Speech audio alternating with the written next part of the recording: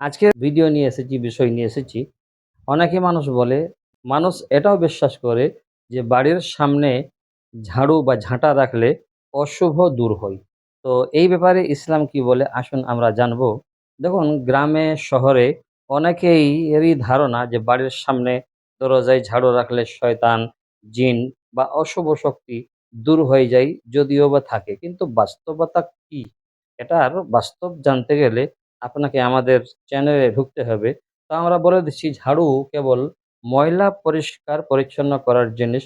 ঝাড়ু দিয়ে অশুভ হয় কি না হয়, ইসলাম দৃষ্টিকোণ থেকে আল্লাহ রসুল সাল্লাহ আলাইহি ওয়াসাল্লাম শিখিয়েছেন, যে ব্যক্তি, হ্যাঁ না, রাতে আয়তুল কুরসি পড়ে আল্লাহ তার উপর একজন ফেরেশতা নিযুক্ত করে দিন, ফলে শয়তান তার কাছে আসতে পারে না।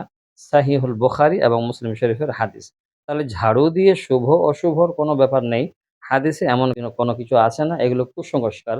আর এর বিস্তারিত জানতে তাকরিম ইসলামিক মিডিয়া সার্চ করুন, সেখানে ভিডিও স্ক্রল করে যান, ইনশাআল্লাহ পেয়ে যাবেন। ভালো থাকবেন। আসসালামু আলাইকুম ওয়া রাহমাতুল্লাহি ওয়া বারাকাতুহু।